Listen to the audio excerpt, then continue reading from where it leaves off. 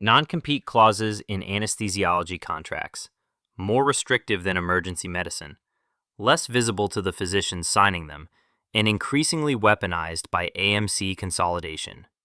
Here is why anesthesiology non-competes are more dangerous than what your EM colleagues deal with. When an AMC, an anesthesia management company, controls staffing at a hospital, your non-compete doesn't just cover that one facility. The covered facilities definition often reads, any facility where the group provides services. That can mean every hospital in an entire metro area under the same AMC contract. Sign with the wrong group, leave on the wrong terms, and every hospital in your region may be off limits simultaneously. 5 components. Every anesthesiology non-compete has them. Know each one. First, geographic radius. 10 to 25 miles is standard. 30 miles or more is excessive and negotiable. The ANES specific trap is that the radius often measures from any facility where you provided services, not just your primary site. A single float shift at a satellite location can expand your radius. Request language that restricts the radius to your primary assigned facility only. Second, duration. 12 months is the standard. 24 months is excessive. A 2-year restriction in anesthesiology means a 2-year gap in specialized procedural volume. That compounds differently than in primary care. Third, covered facilities. This is where anesthesiology diverges from every other specialty. Under AMC consolidation, the covered facilities clause can enumerate every hospital, surgery center, and ambulatory facility in the group's portfolio. Read this list. Count the facilities.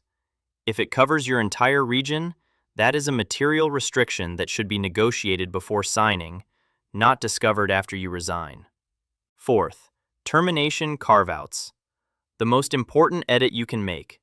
Most contracts include a without cause termination clause. They can end your employment on 60 to 90 days notice for any reason.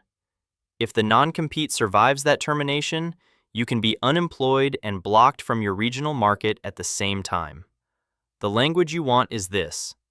This restrictive covenant shall not apply if the physician's employment is terminated by the employer without cause. That sentence is the highest ROI edit in any non-compete negotiation. It is a standard ask. Most employers negotiating in good faith will accept it. Fifth, state enforceability. 4 states, California, Minnesota, North Dakota, and Oklahoma, largely do not enforce physician non-competes. If your contract is governed by the law of one of those states, the clause may appear in the document, but courts will not typically uphold it. Know your governing law clause. The 2024 Federal Trade Commission nationwide ban was struck down by federal court and does not apply. Non-competes remain enforceable in most states as of now. One more number. Anesthesiology liquidated damages run $75,000 to $200,000, materially higher than emergency medicine, which typically runs $50,000 to $150,000. That figure is a predetermined penalty for violating the non-compete. It is negotiable. Push to reduce the amount or trade a shorter duration or narrower geographic radius against eliminating it entirely.